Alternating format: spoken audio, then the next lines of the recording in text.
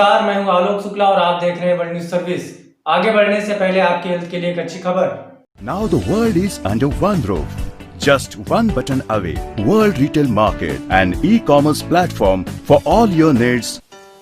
Joint hand worldretailmarket.com. World Retail Market. Gujarat को मिली PM Modi की कई सौगातें। आरोग्य वन एकता मॉल और बच्चों के लिए न्यूट्रिशन पार्क का किया उद्घाटन। WNS वाराणसी इंफॉर्मेशन सेंटर से ब्यूरो चीफ DS मिश्रा से मिली रिपोर्ट के अनुसार प्रधानमंत्री नरेंद्र मोदी ने गुजरात के नर्मदा जिले के केवड़िया में स्टैचू ऑफ यूनिटी के निकट नवनिर्मित आरोग्य वन एकता मॉल और बच्चों के लिए पोषक पार्क का उद्घाटन किया। आरोग्य वन में 15 एकड़ में औषधि गुणों से युक्त पौधे लगाए गए हैं। इसमें 380 प्रजाति के 5 लाख पेड़ हैं। योग व आयुर्वेद को ध्यान में रखते हुए इसका विकास किया गया। 2 दिवसीय दौरे पर गुजरात पहुंचे प्रधानमंत्री ने पहले गांधीनगर में गुजरात के पूर्व मुख्यमंत्री केशुभाई पटेल और गुजराती सिनेमा के सुपरस्टार नरेश कनोडिया व उनके संगीतकार भाई महेश कनोडिया को श्रद्धांजलि अर्पित की।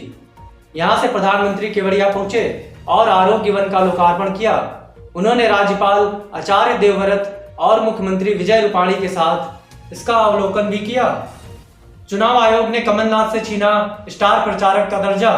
बीजेपी का तंज, सुपरस्टार अब स्टार प्रचारक भी नहीं। WNS भोपाल से मिली रिपोर्ट के अनुसार मध्य प्रदेश के पूर्व CM व कांग्रेस के स्टार प्रचारक कमलनाथ अब राज्य की 28 सीटों पर होने वाले उपचुनाव के लिए प्रचार नहीं कर पाएंगे। चुनाव आयोग ने उनसे यह अधिकार छीन लिया है। चुनाव प्रचार में लगातार आपत्तिजनक बयानों को आधार बनाकर उन पर यह कार्रवाई की गई है।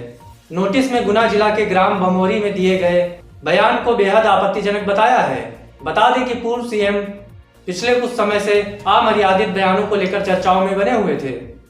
पूर्व CM कमलनाथ कांग्रेस की ओर से ताबड़तोड़ सभाएं कर रहे हैं। इस दौरान उनके कई विवादित बयान सामने आए, जिन्हें लेकर चुनाव आयोग ने यह कार्रवाई की।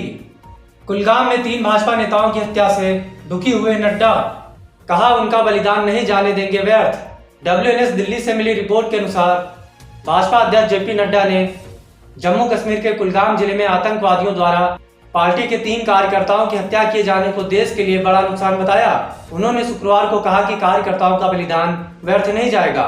नड्डा ने ट्वीट कर लिखा कि जम्मू कश्मीर के कुलगाम में कायराना हमले में आतंकवादियों ने जिला भाजपा युवा मोर्चा के महासचिव फिदा हुसैन समेत 3 नेताओं की हत्या कर दी। ऐसे राष्ट्रभक्तों का जाना देश के लिए बड़ी क्षति है। पूरा समाज पीड़ित परिवारों के साथ है। ये बलिदान व्यर्थ नहीं जाएंगे। गौरतलब है कि वीरवार देर शाम कुलगाम जिले के वाई के पूरा इलाके में भाजपा नेताओं फिदा हुसैन, उमर हाजम और उमर राशिद बेग की आतंकवादियों ने गोली मारकर हत्या कर दी थी।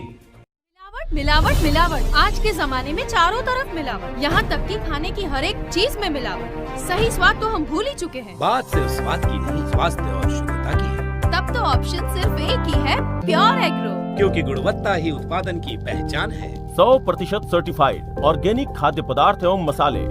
ससुराल वालों के खिलाफ सड़क पर उतरी लालू यादव की बहू ऐश्वर्या, पिता को जिताने के लिए मांगे वोट। WNS पटना से मिली रिपोर्ट के मुताबिक बिहार विधानसभा चुनाव को लेकर सभी राजनीतिक पार्टियां एक्टिव मोड में दिखाई दे रही हैं। साथ ही ताबड़तोड़ रैलियां कर अपने अपने प्रत्याशियों को जिताने की अपील भी कर रही हैं। इसी क्रम में RJD अध्यक्ष लालू प्रसाद यादव की बहू ऐश्वर्या राय ससुराल वालों के खिलाफ सड़क पर उतर गई हैं। इतना ही नहीं, सिर पर पल्लू और हाथ जोड़े पिता चंद्रिका राय को जिताने के लिए वोट देने की अपील भी कर रही हैं। चंद्रिका राय परसा विधानसभा से JDU उम्मीदवार के तौर पर चुनाव लड़ रहे हैं।